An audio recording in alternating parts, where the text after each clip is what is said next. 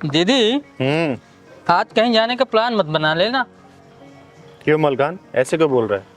अरे आप कहीं भी जाते हैं तो कोई ना कोई भसुड़ी हो ही जाती है। तुझे क्या लगता है मैं जानबूझ के भसोड़ी में पड़ती हूँ? देख मलकान, हालात ही ऐसे हो जाते हैं ना कि मुझे कूदना पड़ता है, क्योंकि मुझे अन्याय अत्याचार बिल्कुल बर्दाश्त नहीं है। क्या दीदी आपने सबका ठेका ले रखा है क्या? हाँ, ले रखा है ठेका, गरीबों का, लाचारों का, बेसहारों का। ठीक है दीदी, मैं आपकी बात से सहमत हूँ। होली के रंग गुलाल ले लो, टोपी ले लो, पिचकारी ले लो। दीदी ये राधा चाची है ना? हाँ, राज चाची है। ये रंग बेच रही है, इन्हीं से रंग ले लेते तो मार्केट भी नहीं जाना पड़ेगा। चल ठीक है, इनसे ले लेते। राधा चाची इधर आ जाओ। हाँ हाँ, आई चिंगारी जी, चल बेटा चल। आई, आजा बेटा, लो जी लो, लो बैठ जा रे, लो जी लो। क्या देख ले मलकान, जो जो कलर लेना ले ले। ले लो ले लो ले लो, ये भी बढ़िया है रंग। ये टोपी ले लो। दीदी टोपी भी ले लूं क्या? ले ले टोपी। हाँ, हाँ, ले। पहन के दिखा तो। हाँ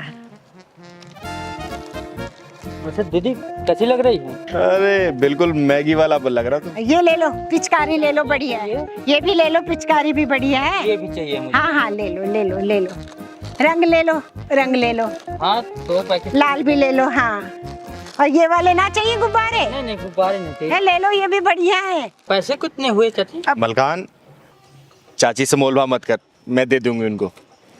अच्छा चाची, वैसे बहुत दिनों बाद दिखाई दे रही हो, इतने दिन कहाँ थी आप? अरे वो मेरी बेटी के बेटा हुआ है ना, तो मेरी बहू जापे के लिए गई है उसके पास, तो इसकी देखभाल मैं ही कर रही थी। अब सोचा होली का टाइम है तो सोचा 2 बोनी हो जाएगी, पैसे के लिए निकल पड़ी। नहीं, बहुत बढ़िया है। हाँ हाँ, और बधाई देने में जरूर आऊंगी मैं। हाँ हाँ, जरूर जरूर जरूर। मलकान, दीदी चाची को 500 रुपए निकाल के दे दे। चाची ये लीजिए। चाची चाय पानी लाऊं कुछ जो प्यास लगी हो? प्यास तो नहीं लगी, तुझे लगी बेटा? ना, पानी की प्यास तो ना लगी, और चाय हम पीते ना, है ना। अब माल भी बेचना है, बहुत बचा है। अरे चाची चिंता मत करो, सब माल बिक जाएगा आपका। है तेरी जीवा पे सरस्वती माँ बैठी हूँ, सारा माल बिक जाए तो बहुत बढ़िया। हाथ लगा दे चाची। लगा दे रे बेटा, चलो भाई चलो चलो हैं, चल। पिचकारी ले लो, रंग ले लो, गुब्बारे ले लो, अरे रंग ले लो, रंग ले लो, पिचकारी ले लो, गुलाल ले लो, रंग ले लो, पिचकारी ले लो, गुब्बारे ले लो। जा मलकान, रख के आसमान। अरे ले लो, गुब्बारे ले लो, गुलाल ले लो। ए बुढ़िया, हाँ मैम साहब। क्या बेच रही है? मैम साहब गुब्बारे हैं, गुलाल है, पिचकारी है, होली के रंग है। अच्छा, एक बार दिखा आके। हाँ हाँ, दिखाती हूँ, चल आजा रे आजा। देखो ना, कुछ कलर्स वगैरह बेच के देखते हैं क्या है। बैठ जा रे तू। ये जी बहुत सामान जी, हाँ ले लो जी, ये ले लो जी। कहाँ लोगे? हाँ बताओ कहाँ। ये पिचकारी कितने की है? ये 50 की है जी। हाँ, और ये 40 का है। और ये टोपी रेड वाली? ये टोपी 30 की है। 30 की? हाँ जी। अरे सही सही लगा ले, तेरे सारी चीजें खरीद लूंगी। अरे बहू रानी, बिल्कुल ठीक ठीक ही पैसे लगा रही हूँ। अब ये 40-50 की चीज भी आपको महंगी लग रही है, बताओ है? अच्छा, अगर मुझे इतनी महंगी लेनी होगी तो मैं मार्केट से नहीं ले आऊंगी। बहू रानी, अब तुम इतना तेल फूक के जाओगे, थकोगे हैं, आओगे जाओगे, इसमें टाइम भी लगेगा, पैसा भी लगेगा। मैं तो सही दे रही हूँ, बाजार वाले भाव से कम ही दे रही हूँ बहू। देख बुढ़िया, सही दाम लगा लेते हैं, सारा माल बिक जाएगा। 1 मिनट, और ये बार बार बहू रानी क्या लगा रखा है? अपनी औकात में रह के बात कर, समझ में आई बुढ़िया? तू देख रहा है मलकान, ये अर्चना और उसका पति राधा चाची से कैसे बदतमीजी से बात कर रहे हैं। राधा चाची तो उनकी माँ की उम्र जैसी हैं। जी दीदी सही कह रहे हैं, बड़े बदतमीजी कर रहे हैं तो। अरे बेटी, तुम मेरी बेटी जैसी हो, मेरी बहू जैसी हो, इसलिए बोल रही थी। अगर फिर भी तुम्हें बुरा लगा तो माफ कर दो बेटी। है ये बेटा बहू का रिश्ता ना यहाँ मत जोड़, ठीक है? जो सामान तू बेच रही है ना यहाँ पे, वो 10-10 में मार्केट में बहुत मिलते हैं। अच्छा ठीक है, वो सब बात छोड़, 20-20 रुपए में लगाएगी तो तेरा सारा सामान ले लूंगी। बोल जल्दी। ना ना, इतने का ही तो मैंने अभी चिंगारी दीदी को बेचा है, महंगा थोड़ा ना बोल रही हूँ। चाहो तो पूछ लो उनसे। कौन? ये चिंगारी, इसके पास तो हरामी कमाई है, कहीं भी चली जाती है और कमर मटका मटका के पैसे ले आती है। हमारा पैसा ईमानदारी का है। मलकान, इस घमंडी औरत इसके पति को लगता है सबक सिखाना ही पड़ेगा। जी दीदी, कह ही रहा था कि भसोड़ी कोई ना कोई हो ही जाएगी, और हो गई भसोड़ी। मैंने भी कहा था ना मलकान कि भसोड़ी में मैं जानबूझ के कूदती नहीं हूँ, लेकिन अगर भसोड़ी सामने नजर आए तो मैं छोड़ती भी नहीं हूँ। चल तो। चलिए। अरे वो सब छोड़, एक काम कर, उसकी छोड़, अपनी बता। सही सही रेट लगाएगी तो सारे खरीद लूंगी अभी। सही सही लगा रही हूँ, मैंने तो ज्यादा लगाए भी नहीं। उफ, ये गरीब लोग भी ना कितना बहस करते हैं यार। ओए, सुल्तानगंज के नवाब और नवाबजादी, बहुत अच्छे से जानती हूँ कितनी ईमानदारी का पैसा है तुम्हारे पास। तेरा पति एक नंबर का रिश्वतखोर है, रिश्वतखोर। देख चिंगारी, मैं ना तेरे मुंह नहीं लगना चाहती, और तेरे से बहस करके मैं अपनी इज्जत कम नहीं करना चाहती, ठीक है? सुन, जब से तू इस घर में आई है ना, पूरा मोहल्ला तेरे घमंडी स्वभाव से परेशान है, समझी? ओ हेलो, आई क्या है? नीचे का पूरा फ्लोर खरीद लिया है मैंने, और मैं कोई किराएदार नहीं हूँ जो लोगों से डर डर के रहूंगी। और हाँ बुढ़िया, तुझे देना है तो दे, वरना हम जा रहे हैं। ओए सुन, जिससे तू तड़ाक से बात कर रही है ना, तेरी माँ की उम्र की है, समझी? समझ आता है तेरी औकात देख के कि कैसे घर की परवरिश है तेरी। अरे अरे चिंगारी बेटा, लड़ो मत। हम गरीबों को तो तू तड़ाक की भाषा सुनने की आदत हो गई है। नहीं चाची, ऐसे लोगों को सबक सिखाना बहुत जरूरी है। सुन बे अर्चना, अगर इनकी जगह तेरी माँ होती और सिर पे टोकरी रख के घर घर घूम रही होती, सामान बेच रही होती, उनके साथ अगर कोई ऐसा व्यवहार करता, तुझे कैसा लगता बे? बोलना, तुझे कैसा लगता? एक्सक्यूज मी, मेरे माँ बाप ना करोड़पति हैं, कोई भिखारी नहीं है इस भिखारन की तरह। और वैसे तू क्यों उसकी हिमायत कर रही है? रिश्तेदार लगती है किसके तू? ज्यादा ज्ञान मत दे, चल। ओए, चिंगारी किन्नर नाम है मेरा, चिंगारी किन्नर। और इससे पहले ये चिंगारी शोला बने, निकल जाओ अंदर, चले जाओ, वरना तुम दोनों का ना अपनी बिरादरी वाला बना दूंगी, समझे? और एक बात बताओ, क्या त्योहार सिर्फ तुम दोनों के लिए? होली सिर्फ अमीरों का आएगा त्योहार? नहीं ना। ये गरीब चाची को देख लो, कम से कम सुबह से सिर पे टोकरी लेके घूम रही है, अपने सामान को बेच रही है, सिर्फ अपने सामान का ही तो पैसा मांग रही है। तुम दोनों को सामान खरीदने के बजाय उल्टा बेइज्जती कर रहे हो उनकी। अरे तुम दोनों को चुल्लू भर पानी में डूब मरना चाहिए, समझे? मेहनत से कमा रही है, भीख नहीं मांग रही है। तुमसे ज्यादा अमीर तो वो औरत है, वो औरत। तुम दोनों की ये बंगले ना ऐसे पड़े के पड़े रह जाएंगे, इंसानियत जिंदा रहती है, पैसे नहीं और बंगला नहीं। अरे अरे, आप लोग बहस मत करो, आपको जो देना है वो दे दो। ये होती है अमीरी और ये होती है दरिया दिली। देख, गरीब होके भी ये बोल रही हैं कि जो चाहे वो दे दो, और तुम्हें तो अमीरी का घमंड चढ़ा है ना, तब भी जाके यहाँ मोल भाव कर रहे हो गरीब के सामने। एक बात बताओ दोनों, कभी मॉल में जाते हो वहां मोल भाव करते हो? नहीं ना। गरीब सामने जो 50-100 रुपए सामान बेचता, वही मोल भाव के लिए मुंह खुलता। अबे तुम लोग अमीर नहीं हो, अमीर नाम पे कलंक हो। अरे तुमसे ज्यादा अमीर तो ये चाची है, चाची। आते हैं बात करने। अरे अरे अरे चिंगारी जी, शांत हो जाओ, मेरी वजह से झगड़ा मत ना करो। और सामान का क्या है, ये तो मैं कहीं और बेच लूंगी। नहीं चाची, इंसान को इंसानियत सिखाना चिंगारी का सबसे पहला धर्म है, सबसे पहला। चिंगारी दीदी, हमें माफ़ कर दो, और माँ जी हमें माफ़ कर दीजिए। हमें आपसे ऐसे बात नहीं करनी चाहिए थी। होली में क्या अमीरी और क्या गरीबी। सुनिए ना, पैसे देके आप ये सारा सामान ले लीजिए। हाँ बिल्कुल। माँ जी, आप ये सारा हमें दे दीजिए प्लीज़, आप हमें माफ़ कर दीजिए। हमें आपसे ऐसे बात नहीं करनी चाहिए थी। होली में क्या अमीर और क्या गरीब हमें रियलाइज़ हो गया। और सुनो जी, हाँ। पैसे दे दीजिए इनको। हाँ बिल्कुल। माँ जी, आप सारा सामान हमें दे दीजिए। हाँ, हाँ, हाँ।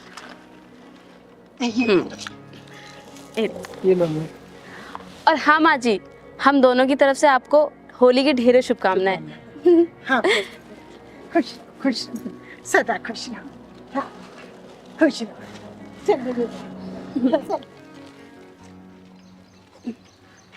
और हाँ, चाहे तुम लोग जैसे भी हो, आखिर हो तो हमारे पड़ोसी ही ना। तुम दोनों को हैप्पी होली, हमेशा खुश रहो। आपको भी हैप्पी होली। चल मलकान, चल। अरे मिनिस्टर साहब, आपको भी होली की ढेर सारी शुभकामनाएं। आप जल्दी ही मंत्री से प्रधानमंत्री बने। हाँ हाँ, आपके पूरे परिवार को हैप्पी होली दीदी, चिंगारी दीदी। अरे happy Holi. Happy Holi, happy Holi, हमेशा खुश रहो। हैप्पी होली। हैप्पी चिंगारी होली। दीदी आपको होली की ढेर शुभकामनाएं। हैप्पी होली बेटा, हैप्पी होली। और पता है चिंगारी दी, हम जब तक आपके साथ होली ना खेले ना, हमारी होली तो अधूरी रहती है। अरे ये तो तुम दोनों का प्यार और बड़प्पन है, जो मुझे इतना प्यार करते हो। ये लो मुंह मीठा करो दोनों। दीदी आप ही खाओ ना। अरे नहीं नहीं, मैं सुबह से तो खा रही हूँ, लोग मिलने वाले आ रहे हैं, गुलाल खेल रही हूँ, मिठाई खा रही हूँ। ये लो तुम भी खाओ। मलखान भाई आप कहाँ भागे जा रहे हो? इधर आओ। अरे हैप्पी होली। अरे मेरे मलखान से थोड़ा अच्छे से होली खेलना। हाँ बिल्कुल बिल्कुल। भैया शांति चाची, आओ चलो चाची होली खेलते हैं। आओ। चलो चलो। शांति चाची हैप्पी होली। चाची थोड़ा सा। नहीं। लगाया मैं बोला ना खबरदार। अरे चाची थोड़ा सा। थोड़ा सा नहीं, थोड़ा सा। नहीं अरे लगवा लो चाची। खबरदार। चाची आपका नाम ही शांति है, बट आपको कभी शांत नहीं देखा हमने। ठीक है हम शांत नहीं रहता, हमको ये होली के लिए बिल्कुल पसंद अरे नहीं। शांति चाची, इतना गुस्सा क्यों दिखा रही हो? होली का त्योहार है, ये देखो रंगों का त्योहार है। अरे बाढ़ में गया तुम्हारे रंगों का त्योहार है रे बाबा, हमको बिल्कुल पसंद नहीं है भाई। अरे शांति चाची चले जाइए, वरना रंग में भंग डलते देर नहीं लगेगी। अरे चाची हमें तो खेलनी थी होली। अरे छोड़ो यार, बहुत ही लड़ाकू औरत है, हम खेलते हैं।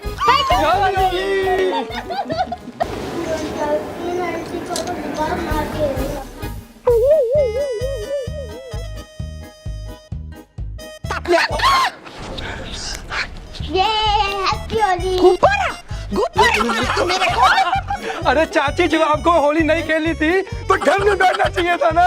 अब लो क्या करा सारा मेरा का। तुम्हारा हिम्मत कैसे हुआ नाच बेटा, करम जना तेरे को मैं छोड़ेगी नहीं।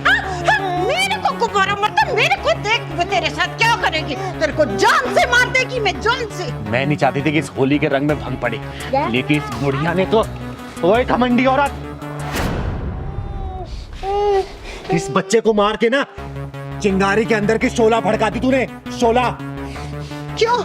ये बच्चे तेरे क्या लगता जो तेरे को इतना उबाल आता? सुन, तेरे उम्र का लिहाज कर रही हूँ, वरना यही जमीन चाट रही होती तू, समझी? छोड़ो दीदी, क्यों अच्छे खासे त्योहार पर ढक्कन लगा रही हैं। अरे अच्छ, तुम जैसे से बात करना तो दूर, तुम्हारा शक्ल भी नहीं देखना चाहते हम, घटिया औरत। और सुन बे, घटिया बोलने से पहले 10 बार सोच ले, तू किसको घटिया बोल रही है? मुझे? हम किन्नरों घटिया बोल रही है? ये बता तू कौन से समाज से आती है? हम जो किन्नर पैदा होते कहाँ से पैदा होते हैं? हम भी तेरे जैसे घर में पैदा होते हैं, हम किसी किन्नर घर में पैदा नहीं होते। जब वो आसमान हमें अछूत और घटिया नहीं बोल सकता, जब ये शीतल कौन हमें घटिया अछूत नहीं बोल सकती, जब ये धरती अछूत और घटिया नहीं बोल सकती, तू कौन होती है हमें घटिया बोलने वाली? बोलना, घटिया तो तू है। जब होली के दिन एक छोटा सा बच्चा तेरे ऊपर सिर्फ गुब्बारा मार दिया रंग का, तू उसको थप्पड़ मारने लग गई। जब वो बच्चे तेरे साथ होली खेलने लग गए तो उनको गाली देने लग गई। अछूत बता तू है कि हम है? अरे हम अछूत में, ये देखना हम खुशी से होली का त्योहार मना रहे। हम सब इसी हिंदुस्तान के हैं ना, तू भी इसी हिंदुस्तान की है, और तुझे अच्छे से पता है हिंदुस्तान में चाहे जिस भी धर्म के त्योहार होते हैं, हम सब मिलकर खुशी से मनाते हैं। बता तूने क्या किया? तूने खुशी से मिलाए या इनके रंग में भंग डाला? तेरे रंग में भंग किसने डाला? तुझे अपना मान के ये लोग तेरे साथ होली खेलने के लिए रेडी हुए थे, समझी? इन्होंने तुम्हें परेशान किया ना। बच्चों, इन्हें तुम्हारे साथ त्योहार नहीं मनाना, माफी मांगो इनसे। सॉरी चाची जी। सॉरी शांति आंटी। सॉरी शांति आंटी। Sorry aunty. सॉरी चाची। नहीं, तुम काय को माफी मांगता? माफी तो मेरे को मांगना, मेरा घर पोता पोती से भरा, और मैं तुम लोग के साथ ऐसा करता। मेरे को माफ कर दो, मैं भी तुम्हारे साथ होली खेलेगा, तुम सब मेरा पोता पोती जैसा। मेरे को माफ कर दो रे, मैं बहुत गलत किया, मैं सबसे माफी मांगता। अच्छा वो सब छोड़िए, होली का दिन है, आइए होली खेलते हैं अब। Happy Holi. Happy Holi. Happy Holi. Happy Holi. तुम सबको भी happy Holi. Happy Holi. Happy Holi. Happy Holi. और इंस्पेक्टर, डंडा नीचे रख। तू जानता नहीं है मेरा नाम चिंगारी है, चिंगारी किन्नर, और अगर चिंगारी भड़क गई ना, तेरा पूरा खानदान जल के राख हो जाएगा, समझा? ओए, तेरी जैसी चिंगारी को जुत्ती से बुझाती हूँ मैं। सीमा पटेल नाम है मेरा। ए चिंगारी, जब जेल में तेरा तेल निकाला जाएगा ना, जब तुझे पता चलेगा। शायद तुझे सिद्धांत कश्यप के सिद्धांतों के बारे में नहीं पता। एक बार थाने चल, जब तुझे पता चलेगा कि सिद्धांत कश्यप क्या है। समझ गई? ओए सिद्धांतवादी, तूने क्या सोचा? ये हथकड़ी तूने लगाई है? अगर तू ऐसा सोच रहा है ना, तो ये तेरी सबसे बड़ी भूल है, क्योंकि चिंगारी की मर्जी के बिना ना चिंगारी को कोई छू भी नहीं सकता। बड़ा घमंड है तुझे अपने ऊपर। सीमा पटेल नाम है मेरा। तेरी जैसियों की नाक में नकेल डालना अच्छी तरह से जानती हूँ मैं। किस जुर्म में मुझे गिरफ्तार किया जा रहा है? अब आए ना असली मुद्दे पर। और सुन, मैंने तेरे सारे गुनाहों की लिस्ट बनाकर ना अपने थाने में चिपका रखी है। एक बार थाने चल, मैं तुझे एक एक कर कर तेरे सारे गुनाह गिनवाऊंगा। अगर मैंने चुपचाप ये हथकड़ी लगवा ली ना, इसका मतलब ये नहीं कि मैं चुपचाप थाने चली जाऊंगी। पहले ये बता, किस जुर्म में गिरफ्तार किया है मुझे? पूरी 25 एफआईआर दर्ज है तेरे खिलाफ। जिन जिन को तूने मारा है ना, और जिनके तूने हाथ पैर तोड़े, उन सब ने तेरे खिलाफ रिपोर्ट कराई है थाने में। समझ गई ना? अब तेरी सारी दादागिरी निकलने वाली है। सीधी तरह चल रही है या फिर पुलिस ये हथकंडा अपनाऊं मैं? अगर पुलिस ये हथकंडे पे आ गई ना, तो तू अपने पैरों पे खड़ी नहीं हो पाएगी। तू क्या सोच रहा है इंस्पेक्टर? तू चिंगारी को थाने ले जा पाएगा? चिंगारी को चाहने वाले हजारों लाखों में हैं। रास्ता जाम हो जाएगा। फोर्स बुलानी पड़ेगी रास्ता खुलवाने के लिए। सिद्धांत सर, यो चिंगारी तो नेताओं की भाषा में बात कर रही है हमसे। इसकी सारी नेतागिरी निकाल दूंगा। एक बार थाने तो चलने दे इसे, वहीं तेल निकालूंगा तेरा। चल। ओ इंस्पेक्टर, मेरी बात सुन ले। उसके बाद तू जहां बोलेगा ना, वहां ये चिंगारी जाएगी। और मैंने उन हरामियों के हाथ पांव क्यों तोड़े हैं ना, अगर तेरी बहन, बेटी या फिर बीबी को कोई हरामजादा छेड़े या फिर उसके साथ मनमानी करे, तो तू क्या करेगा? बोल, क्या करेगा? उसके हाथ पांव तोड़ेगा या फिर पूजा की थाली लेके आरती उतारेगा उसकी, कि भाई तूने बहुत अच्छा काम किया है इसलिए मैं तेरी आरती उतार रहा हूं? बोल, मारेगा या फिर आरती उतारेगा? कानून किस लिए बना है? कानून से सजा दिलवाऊंगा उसको। वाह वाह इंस्पेक्टर, कानून और कानून के रखवाले। जहां पे वारदात होती है ना, वहां ना तो कानून होता है और ना ही कोई कानून का डर और ना ही कोई कानून का रखवाला। वहां पे होती है डरी हुई, सहमी हुई, घबराई हुई लड़की और हवस से भरे सुअर हराम के पिल्ले। उन लोगों को सजा दिलाने के बजाय मैं उन लोगों को यह बोलती कि भैया रुक जाओ, मैं पुलिस स्टेशन जाके पुलिस बुला के लाती हूँ, तब तक मेरा इंतजार करो। नहीं, चिंगारी नाम है मेरा, चिंगारी किन्नर। वही चीर फाड़ के फैसला कर देती हूँ, इंतजार नहीं करती मैं किसी का। समझे? शायद तुझे कानून की ताकत का अंदाजा नहीं है चिंगारी।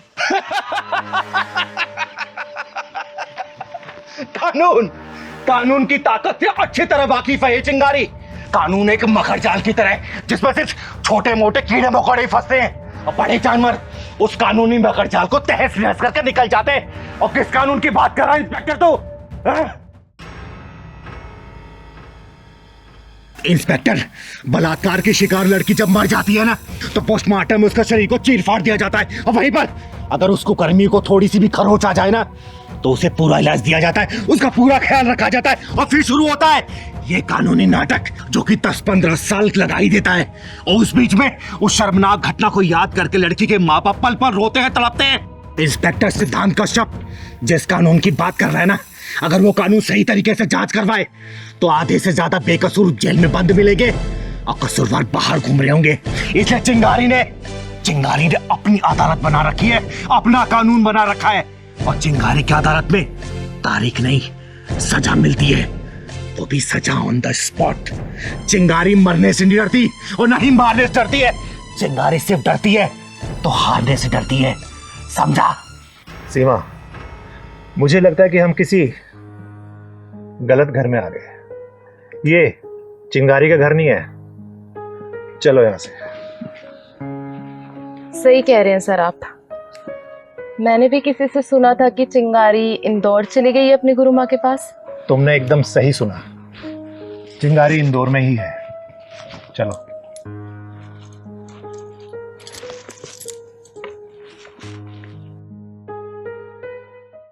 इंस्पेक्टर हजारीलाल चौरसिया साहब, मैं विनीता यादव की जमानत कराने आई हूँ। चिंगारी, पहले तो अपने दिमाग में अच्छी तरह ये बात डाल ले कि ये तेरा घर नहीं, मेरा पुलिस स्टेशन है।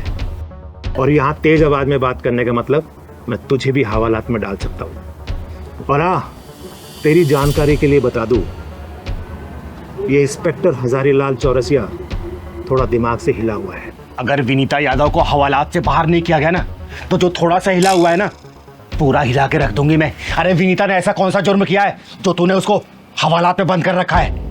विनीता को आज की रात हवालात के अंदर ही गुजारनी पड़ेगी। और सुन, उसने कोई मामूली अपराध नहीं किया है, अपने ही पति का सर फोड़ डाला है।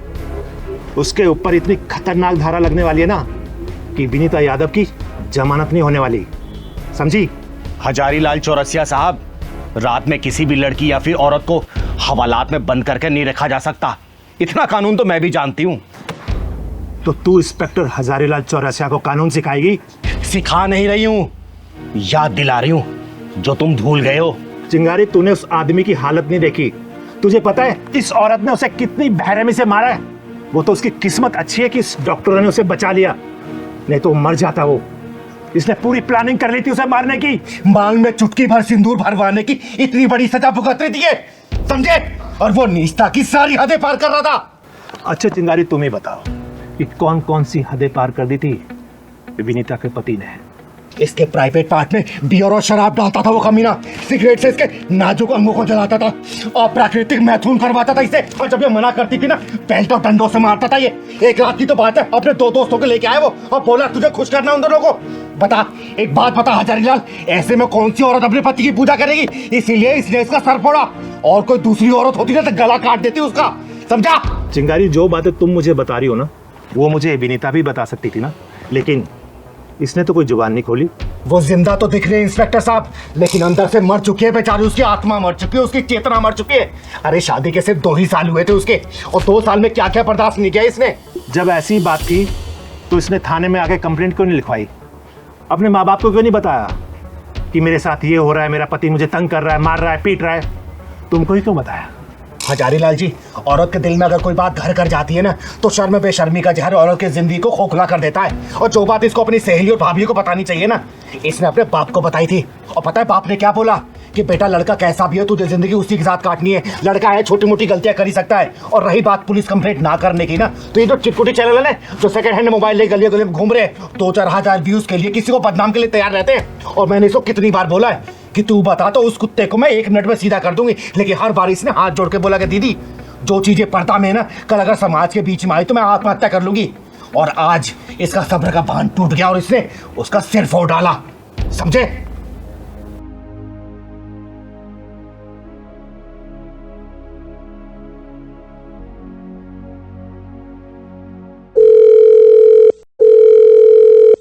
वकील साहब, हम बोल रहे हैं इंस्पेक्टर चौरसिया। अरे चौरसिया साहब, आपने अपने परम शत्रु वकील को कैसे याद कर लिया आज? वकील और इंस्पेक्टर में तो कुत्ते और बिल्लियों जैसा वैर होता है। बताइए कैसे याद किया आपने? वकील साहब, मेरी नज़र में आपसे ज़्यादा ईमानदार कोई वकील नहीं है, इसलिए मैंने आपको याद किया। इस जर्रा नवाजी के लिए शुक्रिया हजारीलाल जी। वकील साहब, मैं आपको एक केस दे रहा हूँ, क्योंकि मैं जानता हूँ कि आप कोई भी केस नहीं हारते। फिलहाल तो आप टाइम निकाल कर थाने आ जाइए, क्योंकि एक महिला का केस है, उसको जमानत दिलवानी है। जी ठीक है, आप आ जाओ। थैंक यू इंस्पेक्टर साहब। परीक्षा बेटा, फोन रखो, ये लो, खाना खाओ। माँ, कितना ख्याल रखती हैं आप मेरा? माँ अपनी गुड़िया रानी का ख्याल इसलिए रखती है क्योंकि मेरी गुड़िया रानी ना गुलाब की कली जैसी है। अगर माँ अपनी गुड़िया रानी का ख्याल नहीं रखेगी तो मेरी गुड़िया रानी मुरझा जाएगी ना। चलो खाना खाओ। अच्छा माँ, आपने मेरा नाम परीक्षा क्यों रखा है? बोलिए ना माँ। बेटा, मेरा बस चलता ना तो मैं दुनिया की हर लड़की का नाम परीक्षा रख देती। पर क्यों? परीक्षा बेटा, एक लड़की पैदा होने से लेके अपने जीवन के अंत तक परीक्षा ही देती रहती है। उसका जन्म ही परीक्षा देने के लिए होता है। तुम बहुत छोटी हो अभी, तुम्हारी समझ में नहीं आएगा। तुम खाना खाओ। नहीं, मैं बताओ ना। परीक्षा बेटा, जब कोई लड़की पैदा होती है ना, और जब वो समझदार बन जाती है, तभी से उसकी परीक्षा शुरू हो जाती है। उसके सब्र की परीक्षा, उसके धैर्य की परीक्षा, उसके चुप रहने की परीक्षा, उसके बोलने की परीक्षा। घरों में, स्कूलों में, कॉलेज में, रिश्तेदारों में, हर जगह उसे परीक्षा से गुजरना पड़ता है। जब लड़की की शादी हो जाती है ना, और जब वो ससुराल चली जाती है, तो उसे कदम कदम पे परीक्षा देनी पड़ती है, सिर्फ ये साबित करने के लिए कि मैं बदचलन नहीं हूं, मैं झूठी नहीं हूं, मैं मक्कार नहीं हूं। अपनी पति की जरूरतों को पूरा करना, सास ससुर की जरूरतों को पूरा करना, अपने बच्चों की जरूरतों को पूरा करना, ये सब चीज जिंदगी भर वो परीक्षाएं देती रहती है बेटा, परीक्षाएं। माँ, आप कितनी गहरी बात बता रही हो। परीक्षा बेटी, और जब लड़की सास बनती है ना, तो उसकी डबल परीक्षा शुरू हो जाती है। परीक्षाओं की भीड़ से गुजरते गुजरते अंत में वो मौत की चिता पर उसकी परीक्षा खत्म होती है। और परीक्षा का परिणाम तब आता है ना, जब वो लाश बन जाती है, कुछ सुनने लायक नहीं रहती, और लोग बोलते हैं कि बेचारी अपने परिवार के लिए सब कुछ त्याग दी, अपने परिवार के लिए उसने सब कुछ खत्म कर दिया, अपने बच्चों के लिए लड़ते लड़ते बेचारी वो जिंदगी से हार गई, जिंदगी से। फिर से लिए मेरा नाम परीक्षा रखा है। हाँ बेटा, इसीलिए मैंने तेरा नाम परीक्षा रखा। माँ, वो मेरी माँ कैसी होगी जिसने मुझे पैदा करके मरने के लिए छोड़ दिया था। मरने के लिए नहीं बेटा, जीने के लिए छोड़ गई थी। अगर मरने के लिए छोड़ती ना, तो मंदिर की सीढ़ियों पे नहीं छोड़ के जाती। जरूर उस लड़की की कोई ना कोई मजबूरी रही होगी बेटा, वरना कोई अपने कलेजे के टुकड़े को ऐसे अलग कैसे करता है। छोड़िए सब, खुद भी दुखी होती है और मुझे भी रुलाती है।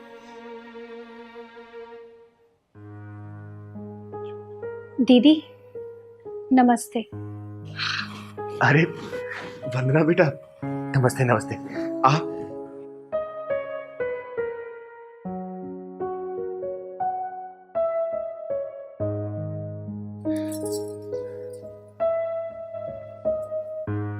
खुश रहो बेटा, भगवान तुम्हें हमेशा खुश रखे, ऐसे मुस्कुराती रहो। क्या बात है वंदना, आज इतनी उदास क्यों लग रही हो? दीदी अब तो मेरी सारी जिंदगी ऐसे उदासी में ही कटने वाली है। क्या मतलब? मैं कुछ समझी नहीं।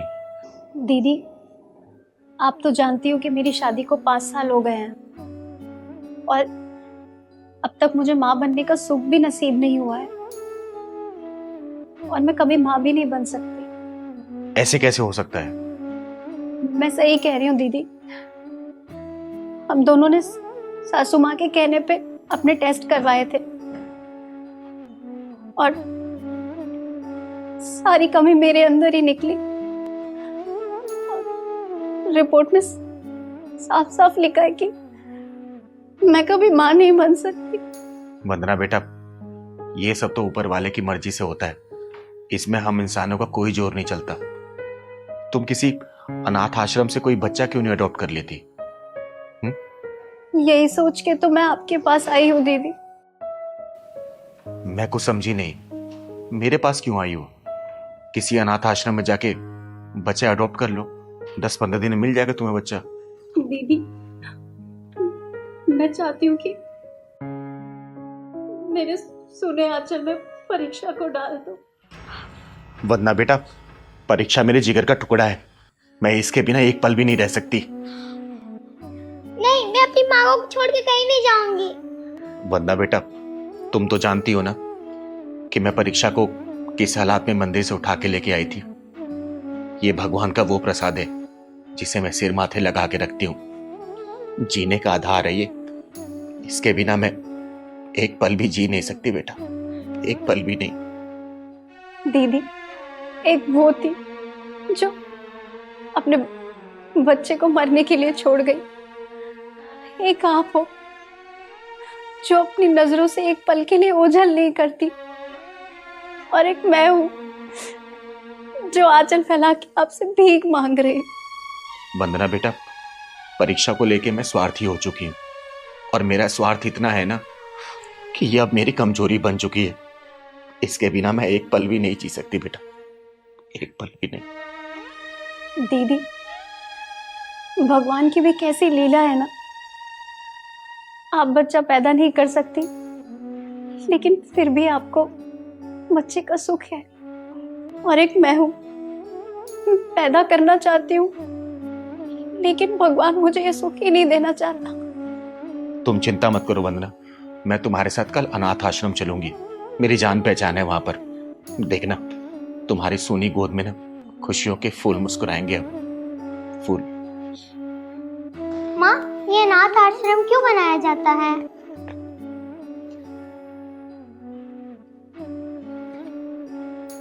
परीक्षा के सवाल का जवाब है क्या आप लोगों के पास? यह अनाथ आश्रम क्यों बनाया जाता है?